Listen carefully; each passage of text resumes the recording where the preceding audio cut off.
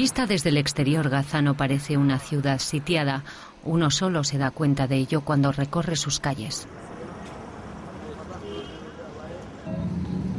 La localidad es la capital de una región, la denominada Franja de Gaza, una estrecha banda de tierra entre Egipto e Israel, en la que viven 1,5 millones de personas. Abu Arab es uno de ellos. Está esperando la llegada de la ayuda humanitaria de la Agencia de la ONU para los Refugiados Palestinos.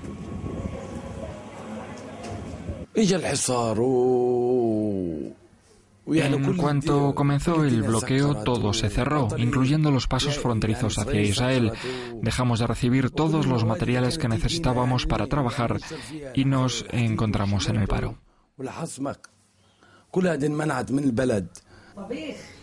En la familia de Abu Arab son 5. Antes del bloqueo eran capaces de subsistir por sus propios medios, pero ahora dependen de ayudas y préstamos. La harina, las lentejas y las provisiones autorizadas llegan cada 3 meses en los convoyes humanitarios.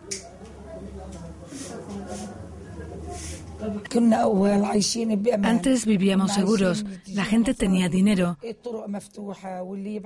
los bancos estaban abiertos y el dinero era transferido a Gaza. Ahora nada de esto existe. No podemos recibir dinero. Nos dan cupones y a cambio nos distribuyen paquetes de harina, botellas de leche y bandejas de carne. Pese a no tener dinero, la familia de Abu Arab considera que es fundamental estar comunicada. La televisión y el ordenador son esenciales para ellos porque representan su única ventana abierta al mundo. Según las organizaciones pro derechos humanos, el día a día de la gente de Gaza en su lucha por obtener lo imprescindible no es fácil. Esperan durante horas frente a los centros de distribución. El 60% de la población depende de estas ayudas. El bloqueo de Gaza comenzó después de que Hamás ganara las elecciones legislativas de 2006, pero el sitio se endureció aún más en 2007 después de que Hamás impusiera su control en la franja y expulsara a las fuerzas de seguridad de Al-Fatah. Israel alega que el bloqueo de Gaza es necesario para impedir la entrada de armas a través de los túneles excavados desde Egipto. Este portavoz de Hamás nos da su punto de vista.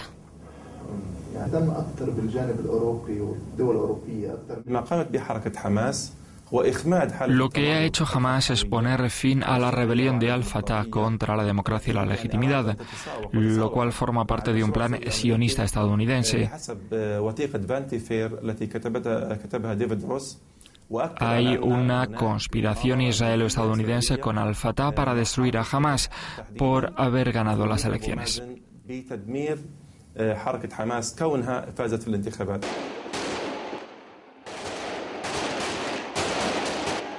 La población de Gaza fue la primera en pagar el precio de la división palestina. Por un lado, Israel impedía la entrada de combustible y otros bienes, y por otro, las autoridades egipcias rechazaron la apertura permanente del paso de Rafah. A esto se sumó el férreo control de Hamás en aras de la seguridad.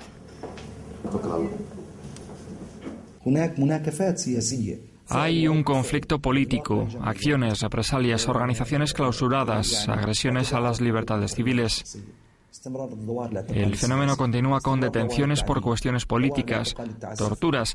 Se impidió, por ejemplo, que una persona que había trabajado para las autoridades palestinas viajara al extranjero, aun habiendo obtenido el permiso, o se evitó que las organizaciones de derechos humanos visitaran a los detenidos.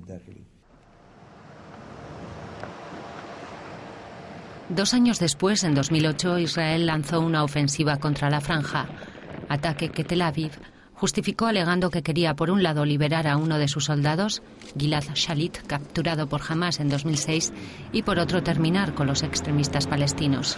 Centenares de personas murieron tras ese ataque duramente criticado por la comunidad internacional.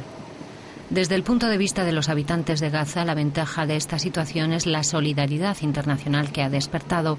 El pasado mes de mayo, uno de estos convoyes de ayuda fue interceptado por las fuerzas israelíes en alta mar. 9 activistas de origen turco que iban a bordo de la flotilla humanitaria perdieron la vida. La comunidad internacional alzó la voz pidiendo el cese inmediato del bloqueo a Gaza. العشرات من أحرار العالم Uno de los responsables del Comité contra el Bloqueo de Gaza describe así lo ocurrido.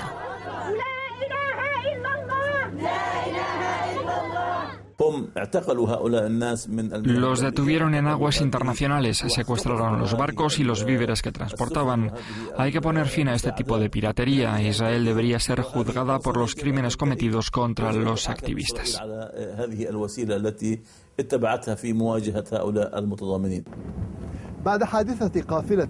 Después del ataque a la flotilla de la Libertad, las banderas turcas afloraron en Gaza, aunque algunos habitantes de la franja han decidido rendir homenaje a Turquía a su manera.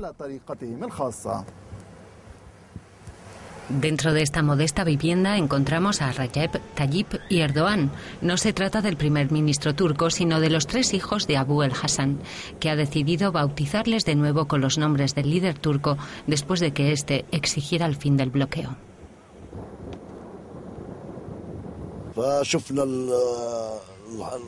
Vimos cómo las fuerzas israelíes mataban a la gente de los barcos. Fue terrible.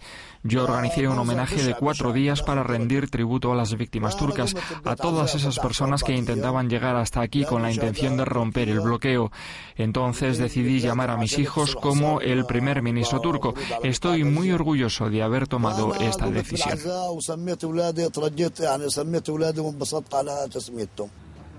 Los túneles son también protagonistas en Gaza. Cerca de Rafah hay cientos de ellos. La gente de Gaza los llama los túneles de la vida porque a través de ellos consiguen introducir en la franja productos de primera necesidad. Aunque también ha habido muertos, decenas de muertos por ataques israelíes, derrumbes y explosiones dentro de los túneles. Israel, por su parte, insiste en que también las armas circulan por estas galerías.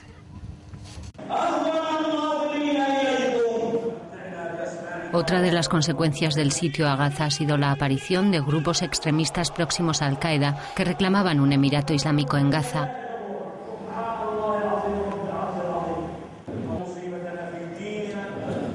Los sangrientos enfrentamientos entre estos grupos y Hamás han dejado un reguero de víctimas.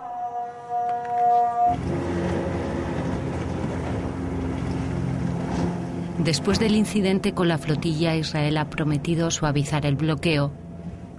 Hamás pide el fin definitivo del mismo. Mientras, el 1,5 millones de personas que viven en la franja esperan que el futuro les depare días mejores.